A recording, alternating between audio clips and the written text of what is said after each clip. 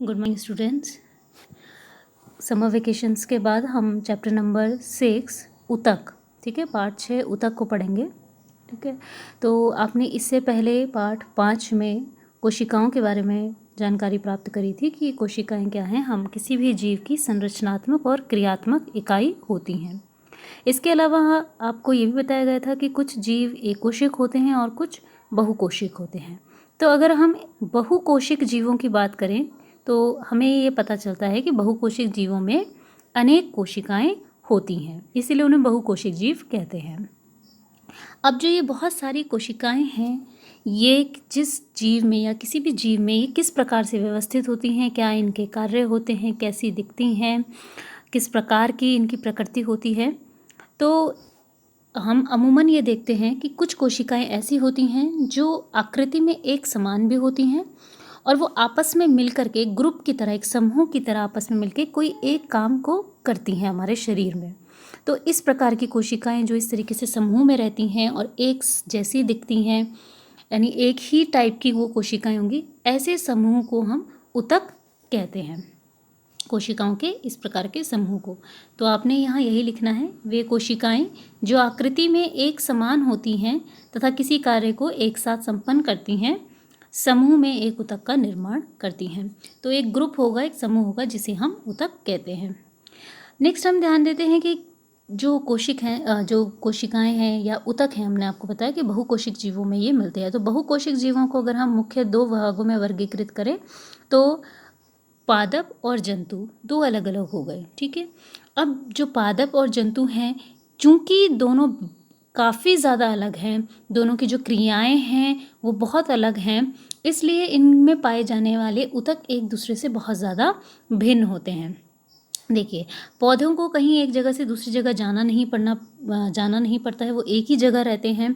तो उन्हें उस जगह पर खड़े रहने के लिए, टिके रहने के लिए, मजबूती के साथ वो जगह पर रह सके, उनके विशेष प्रकार के उतक की आवश्यकता होगी। यानी ऐसे उतक की आवश्यकता होगी जो कोमल ना हो, जो दृढ़ हो, स्ट्रॉन्ग हो, ताकि वो भी वहाँ पर रह सकें। तो ऐसे उतक क्या होते हैं, मोस्टली मृत कोशिकाओं से बने होते हैं। जो कोशिकाएं मृत हो जाती हैं, ऐसी कोशिकाओं से बने हुए उतक कोमल नहीं रहते बल्कि वो दृढ़ हो जाते हैं। तो इस प्रकार से वो वृक्षों को क्या कर सकते हैं, पादपों को संरचनात्मक दृढ़ता प्रदान करते हैं। लेकिन अगर हम जंतुओं की बात करें तो जंतु अपनी विभिन्न आवश्यकताओं के लिए, जैसे भोजन हो गया, आश्रय हो गया, इन सब के लिए वो इधर उधर विचरण करते हैं, जाते हैं। तो हम लोग या जंतु हैं, ये पौधों की अपेक्षा बहुत ज़्यादा ऊर्जा इन्हें चाहिए होती है। तो इसीलिए ऊर्जा ज़्यादा चाहिए, इसीलिए जंतुओं के शरीर में जो उतक पाए जाते हैं वो अधिकांश जीवित उतक होते हैं। ठीक है, दूसरा अगर हम देखें कि पौधों में जो वृद्धि होती है वो भी जंतुओं से बहुत ज़्यादा भिन्न होती है। पौधों की वृद्धि कुछ ही क्षेत्र तक होती है, जबकि जंतुओं में ये अनेक पैरामीटर, अगर हम देख सकें, अनेक मापदंड होते हैं।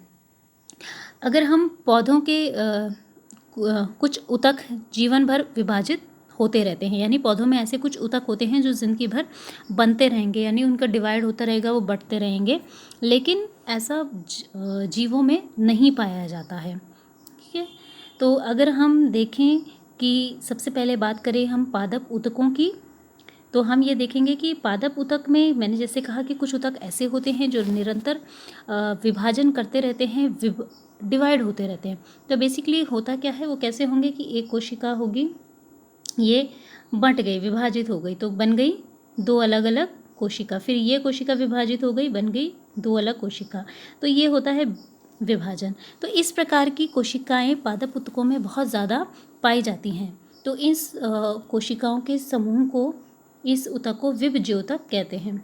तो आपने उतक की परिभाषा लिखने के बाद आपने लिखना है पादप उतक। सबसे पहले इसमें नंबर 1 है, ए या क करके आप लिख लीजिएगा, विभज्योतक उतक। ठीक है, यानी ऐसे उतक जो लगातार विभाजन जिनमें होता रहता है। तो इसके लिए आप यहाँ पर लिख सकते हैं। ठीक है, विभज्योतक उतक कहाँ आपको पौधे में देखने को मिलते हैं, अगर हम किसी भी पादप की बात करें तो लिख सकते हैं आप इसमें, विभज्योतक उतक को शीर्षस्थ, कैम्बियम यानी पार्श्वीय तथा अंतर्वृष्ट भागों में वर्गीकृत किया जाता है। ठीक है, तो विभज्योतक उतक वो है जहाँ पर बहुत ज़्यादा विभाजन होता है। अब विभाजन कहाँ होता है वो देखेंगे। यहाँ पर एक चित्र देखेंगे हम, ये पौधे का सामान्य चित्र है किसी भी पौधे का। जो विभज्योतक होंगे वो ऊतक कहाँ पाए जाएंगे, तो हम यहाँ देखेंगे कि पाए जाएंगे शीर्षस्थ में, यानी ऊपर टॉप में। ठीक है, ये शीर्षस्थ न केवल जैसे ये पौधा होता है, न केवल इसका ऊपरी भाग शीर्षस्थ, इसके जड़ों का एंड, जो जड़ों का सिरा होगा वो भी क्या कहलाएगा, शीर्षस्थ विभज्योतक वहाँ पे भी उपस्थित होंगे। तो दोनों एंड होंगे, ऊपर बढ़ने वाला जैसे पौधा ऊपर की ओर बढ़ता है और जो नीचे उसकी जड़ें भी बढ़ती रहती हैं, तो जो एंड में रहते हैं यानी कोनों में रहते हैं, ऐसे ऊतक शीर्षस्थ विभज्योतक कहलाते हैं।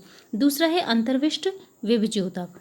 ठीक है, अंतर्विष्ट विभज्योतक हमें पौधों के पर्वसंधियों के पास मिलते हैं। पर्वसंधि अब देखेंगे तो बहुत आसानी से, आप गन्ना अगर आपने देखा हो तो बहुत अच्छे से समझ जाएंगे। गन्ने में आपको बीच बीच में इस तरीके की गांठें सी दिखाई देती है, तो इन्हें हम पर्वसंधि कहते हैं। तो अंतर्विष्ट विभज्योतक पर्वसंधियों के उसमें पाए जाते हैं। लास्ट है पार्श्व विभज्योतक। ये हमें तने के बीच में या तने वाले स्थान पर पाया जाता है। तो तीनों के बारे में हम लिखेंगे। तो आपने इसमें लिखना है कि प्ररोह के लिए फर्स्ट पॉइंट लिखना, प्ररोह के शीर्षस्थ विभज्योतक जड़ों एवं तनों की वृद्धि वाले भागों में विद्यमान रहता है तथा वह इनकी लंबाई में वृद्धि करता है, यानी जड़ को भी बढ़ाता है और तने को ऊपर की ओर बढ़ाता है। कौन सा, शीर्षस्थ विभज्योतक। सेकेंड पॉइंट आपने लिखना है इसमें, तने की परिधि या मूल में वृद्धि विभज्योतक पार्श्व विभज्योतक कैम्बियम के कारण होती है। जो बीच वाला है इसके कारण क्या होता है, पार्श्व वाले के जो तना है उसकी, जैसे आप देखेंगे छोटे पौधे का तने की जो घेरा है वो कम होता है, लेकिन जैसे जैसे वृक्ष बढ़ता जाता है तो उसका जो मोटापा है या जो उसकी चारों तरफ की गर्थ है वो लगातार बढ़ती रहती है, परिधि जिसे हम कहते हैं। ठीक है, ये लगातार बढ़ती रहती है, तो वो होती है पार्श्व विभज्योतक के कारण। इसी प्रकार से जो तीसरा था अंतर्विष्ट विभज्योतक, जो आपको बताया पर्वसंधियों में पाया जाता है, तो ये पर्वसंधियों के बीच में ये पाया जाता है। तो इससे हम समझ सकते हैं, ये जो चित्र है इसमें हम समझ सकते हैं कि विभज्योतक ऊतक मुख्यतः पादपों में कहाँ कहाँ पाए जाते हैं और उनके मुख्य कार्य क्या हैं। तो आपने ये चित्र भी कॉपी में बनाना है। इतना काम आपने कॉपी में आज की डेट में कंप्लीट करना है।